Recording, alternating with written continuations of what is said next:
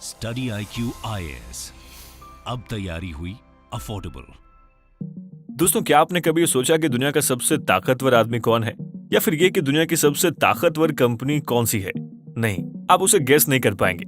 आप तो शायद उसके बारे में जानते तक नहीं होंगे। आज एप्पल, गूगल और फेसबुक पूरी दुनिया को कंट्रोल जरूर कर रहे हैं, पर क्या कोई ऐसा भी है जो इनको कंट्रोल करता है?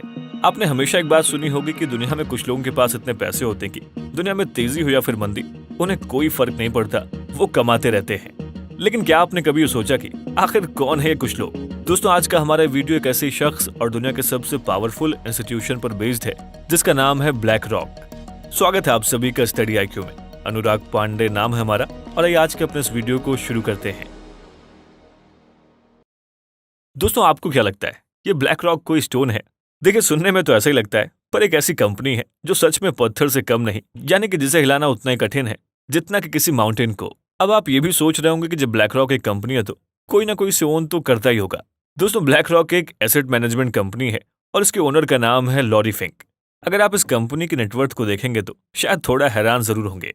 ब्लैक रॉक की नेटवर्थ है 9.3 ट्रिलियन। जी हाँ, 9.3 ट्रिलियन। आप सारे लोग कैलकुलेट कर लीजिए, और 9 ट्रिलियन में कितने जीरो होते हैं ये भी हमें कमेंट बॉक्स में जरूर लिखिए।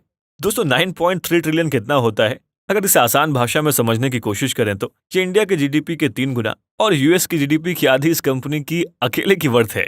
दोस्तों, इनके पास तो इतना पैसा है कि अंबानी और अडानी की कंपनी को सुबह खरीद कर शाम को बेच दें। फिर सवाल ये कि आखिर इनके पास इतना पैसा आया कहाँ से और ये कंपनी करती क्या है? लॉरी फिंक जो वैसे तो पॉलिटिकल साइंस के स्टूडेंट रहे हैं, लेकिन जाने कैसे उनकी दिलचस्पी स्टॉक मार्केट में आ गई, और यहीं से पॉलिटिक्स और इकोनॉमी का एक ऐसा संगम हुआ जिससे लॉरी फिंक को जो रिजल्ट मिला वो सबके लिए चौंकाने वाला है। दोस्तों, लॉरी ने अपने शुरुआत के दिनों में बॉस्टन फर्स्ट नाम की कंपनी को ज्वाइन किया, और देखते देखते उस कंपनी के MD बन गए। MD बनते उन्होंने इस कंपनी को $1 बिलियन का फायदा कराया, और तब इनकी जमकर वाह वाह होने लगी। लेकिन दोस्तों, समय का चक्र कुछ ऐसा बदला कि उनकी वजह से कंपनी को $8 बिलियन का नुकसान हो गया। अब ये बात तो आप भी जानते हो कि जब आप कुछ अच्छा करते हो तो आपको एप्रिसिएशन भले ही लिमिटेड मिले, लेकिन जैसे ही आपसे कोई गलती होती है आपको ढेर सारा क्रिटिसिज्म झेलना पड़ता है, और यही हमारी सोसाइटी का दस्तूर है। लॉरी को कंपनी छोड़कर जाना पड़ा, और यही उनकी लाइफ का टर्निंग पॉइंट बना। दरअसल उन्हें अपने ही जैसी सोच का एक आदमी मिला जो कि मिलेनियर था, और उसने लॉरी को मौका दिया। दोस्तों, उसने लॉरी को $5 मिलियन की क्रेडिट दी, और लॉरी ने स्वार्जमैन की कंपनी ब्लैक स्टोन में काम करना शुरू कर दिया। देखा जाए तो शुरुआत के दिनों में कंपनी को अच्छा प्रॉफिट हुआ, लेकिन लॉरी को उनके काम का तरीका पसंद नहीं आया, और कुछ मतभेद के बाद उन्होंने कंपनी को छोड़ दिया। बात है 1994 की, जब लॉरी अलग हो चुके थे और अपने पास अच्छा खासा पैसा बना रखा था। दोस्तों, यहीं से उस कंपनी की शुरुआत होती है जिसका नाम है ब्लैक रॉक। शुरुआत से ब्लैक रॉक ने अपनी पहचान एक बिजनेस जायंट के रूप में बनाना शुरू कर दिया। सिर्फ 5 सालों के भीतर कंपनी की नेटवर्थ $165 बिलियन की हो गई। 1999 में कंपनी ने $14 पर अपना IPO लॉन्च किया और अपने आप को एक नई पहचान दी। दोस्तों, ब्लैक रॉक की जर्नी लगातार ऊपर ही उठ रही है, जहां तक कि जब 2008 में लेहमैन क्राइसिस हुआ, उस टाइम पर भी ऐसी कंपनी थी जिसने प्रॉफिट शो किया, और यही हाल कोविड क्राइसिस के दौरान भी रहा। ऐसे में ये भी समझते हैं कि आखिर इस कंपनी में ऐसा क्या खास है कि ब्रिटिश एम्पायर की तरह इसका भी सूर्य अस्त नहीं होता। साथ ही ये भी कि कंपनी काम क्या करती है और ये कंपनी इतनी बड़ी कैसे हुई। दोस्तों, वीडियो को कंटिन्यू करें उससे पहले आप सभी के लिए एक इंपॉर्टेंट अपडेट। दरअसल IAS की तैयारी को अब और भी अफोर्डेबल एंड कॉम्प्रिहेंसिव बनाने के लिए स्टडी IQ आपके लिए लाया है P2I, that means prelims to interview program 2024। दोस्तों, इसके जरिए आप प्रीलिम्स, मेंस एंड इंटरव्यू यानी UPSC एग्जाम के तीनों स्टेज की तैयारी एक साथ कर सकते हैं। UPSC सिलेबस को कंसीडर करते हुए इस बैच में आपको लाइव क्लासेस के through basic to advance cover कराया जाएगा। साथ ही mentorship, test series, crash course, notes और बुक्स, ये सब कुछ भी आपको इस बैच में मिल रहा है। CIS live prelims to interview 2024 batch को अगर आप ज्वाइन करना चाहते हैं और आप अनुराग लाइव कूपन कोड का इस्तेमाल करते हैं, तो इस बैच की टोटल फीस 45,000 की बजाय आप इसे 29,999 का अवेल कर सकते हैं। इस बैच से रिलेटेड अधिक जानकारी के लिए आप स्क्रीन पर दिए गए नंबर पर कॉल कर सकते हैं, या फिर वीडियो के डिस्क्रिप्शन बॉक्स में दिए गए कोर्स से रिलेटेड PDF को भी डाउनलोड कर सकते हैं। दोस्तों, कंपनी एक इन्वेस्टमेंट कंपनी है और ये दूसरे कंपनी के एसेट्स को मैनेज करती है। ये कंपनी हर उस बड़े कंपनी में अपना इन्वेस्टमेंट करती है जो या तो बढ़ चुके हैं या फिर बढ़ रहे हैं। सभी बड़े देशों की सभी बड़ी कंट्रियों में इसका स्टेक है। लगभग 30 कंट्रीज में 70 ऑफिसेज हैं और लगभग 100 countries with a client base. दोस्तों, ऐसा कोई कॉन्टिनेंट नहीं जहां पर इसकी प्रेजेंस नहीं। देखा जाए तो डायरेक्टली या फिर इनडायरेक्टली सभी जगहों पर मौजूद है। हर बड़े कंट्रीज की सरप्लस फंड को भी यही देखती है, यहाँ तक कि RBI, फेड तक के एक्सेस पैसे अपने पास रखती है। साथ ही कंट्रीज के पेंशन फंड्स और इंश्योरेंस फंड्स को भी यही मैनेज करती है। और जब भी किसी कंट्री को पैसों की जरूरत होती है तो ये उसे पैसे भी प्रोवाइड करती है। दोस्तों, अगर हम इसके शेयर को बड़ी बड़ी कंपनीज में देखें तो हमें मालूम चलता है कि इसकी प्रेजेंस कहाँ तक है। जैसे कि फोर्ड में 7.25%, फेसबुक में 6.5%, एप्पल और जेपी मॉर्गन बैंक में भी 6.5% और वेरिजॉन में 7.5%। ऐसे ही और ना जाने कितनी कंपनीज में इसके शेयर हैं।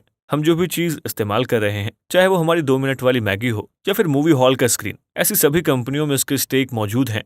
दोस्तों, फ्लाइट बुकिंग की वेबसाइट से लेकर एरोप्लेन में लगने वाले स्टील या फिर भरने वाले फ्यूल में, सब में इसका स्टेक है। Hotel, malls, entertainment zone, foods और गारमेंट्स, यानी कि जो कुछ भी आप अपनी आंखों से देख सकते हैं, हर कंपनी में इसका स्टेक है। और अब आपको ये सब सुनकर ऐसा लग रहा होगा कि अगर ब्लैक रॉक सचमुच में इतनी बड़ी चीज है तो आज तक हमने इसका नाम क्यों नहीं सुना। ये क्या सच में कोई इल्यूमिनाटी है जो सिर्फ पेपर्स पर एग्जिस्ट करती है, या इन रियलिटी इतनी पावरफुल कोई ऑर्गेनाइजेशन भी है?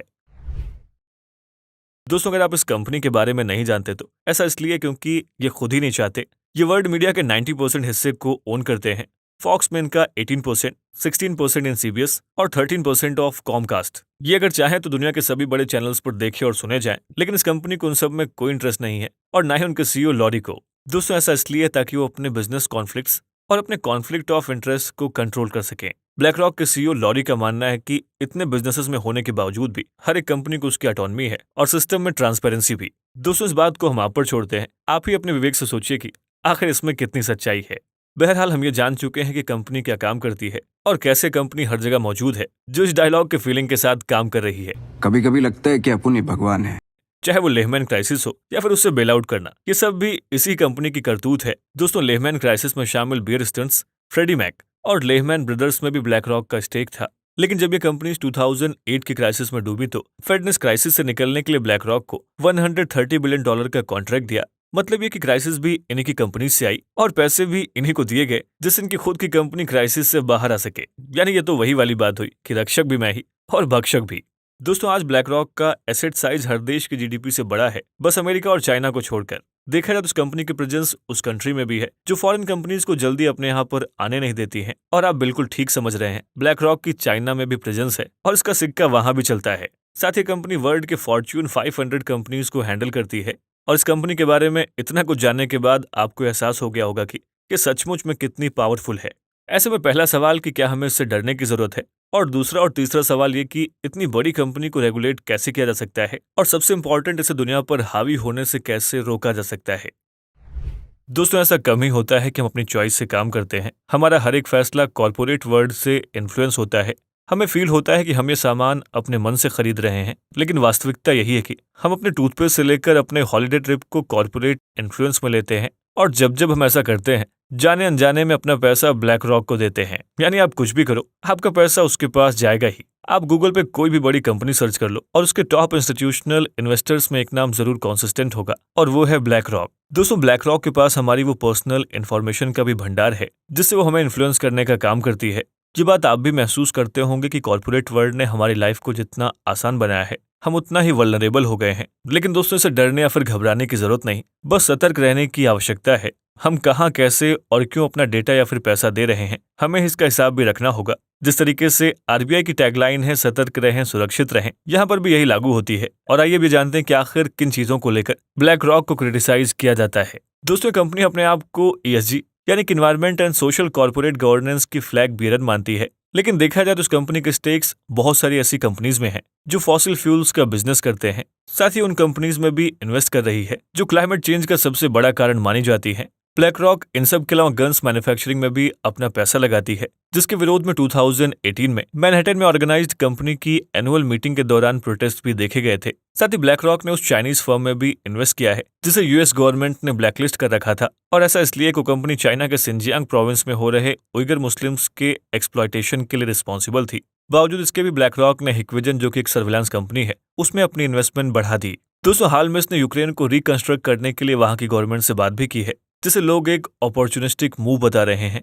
साथ ही फेडरल रिजर्व से नजदीकी और उस पर अपना इन्फ्लुएंस बनाने के लिए यूएस के कई स्टेट्स में भी इसके विरोध में प्रोटेस्ट किए गए हैं। और इन सब बातों को देखकर ये अंदाजा लगाया जा सकता है कि ये कंपनी एक लंबी रेस का घोड़ा है और आने वाले कुछ सालों में इसका इन्फ्लुएंस और भी बढ़ने वाला है। दोस्तों देखा जाए तो अपने आप को शैडो बैंक मानने वाली ब्लैक रॉक कंपनी वर्ल्ड के 3 बड़े एक्सचेंज ट्रेडेड फंड में टॉप पर आती है, जिसके बाद वैनगार्ड और स्टेट स्ट्रीट का नंबर आता है। साथ ही यूएस की 40% जीडीपी और वर्ल्ड के टॉप 300 पेंशन फंड्स के क्यूमुलेटिव से भी ज्यादा वर्थ होने के साथ ही इस कंपनी की ताकत का अनुमान हम सबको लग चुका है। ऐसे में कहना गलत नहीं होगा कि इस कंपनी की बढ़ती प्रेजेंस हम सब के लिए कलाम है। दोस्तों बारी है आज के सवाल की। आपको ये बताना है किसी कंपनी के पास कितनी पावर होनी चाहिए। स्टडी IQ IAS, अब तैयारी हुई अफोर्डेबल।